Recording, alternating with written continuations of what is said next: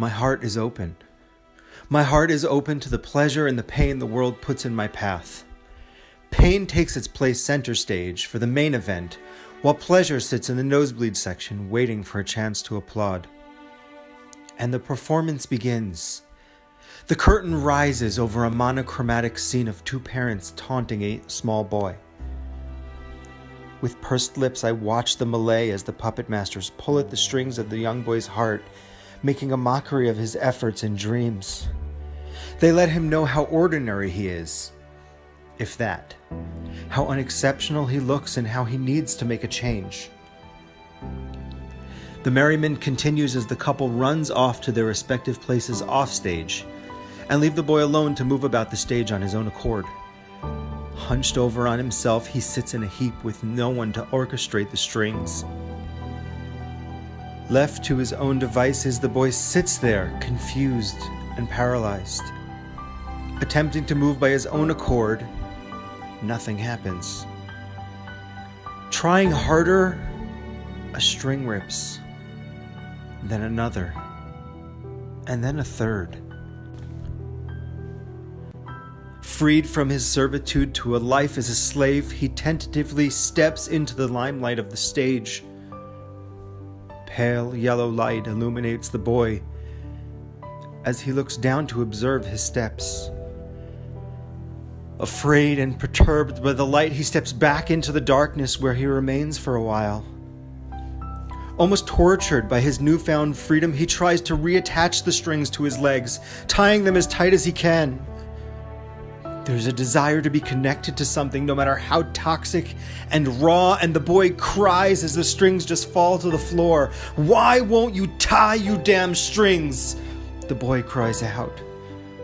"I can't do this alone." In the shadows of his life's own stage, the boy watches his passions ridiculed and ravaged. He accepts his mediocrity and learns to strive for nothing more than surviving and plowing through. Purpose becomes a word for the bold, an idea for the special, a luxury for the few. Not him. Nothing but a broken puppet, he avoids center stage as if an outbreak of the plague. Demonic voices play in his head, taunting and laughing, reminding and accusing. Our youth grows into an adolescent just beyond the light's reach. Still looking for his way, he continues to pelt himself with the depleted ways of his past. But along with his body, the light grows to encompass more of the stage. The light touches the tips of his toes, and he startles at the sensation. Pulling back, he retreats to the dark yet once again. And then he tries. He takes a chance and extends his toe to touch the light.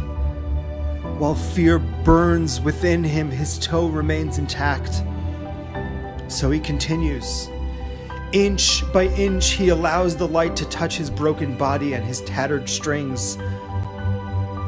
Alone and afraid, he steps forward, as if for the first time stepping into the sun.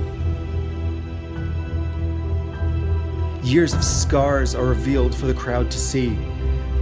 A victim of self-flagellation, the boy caresses his wounds, fully seeing them for the first time. Seeing what is done to himself in the wake of staying alone, of giving up in so many ways, of self-pity and self-hatred. Vulnerably, he spreads his arms and prepares for the slurs and barbs he's accustomed to.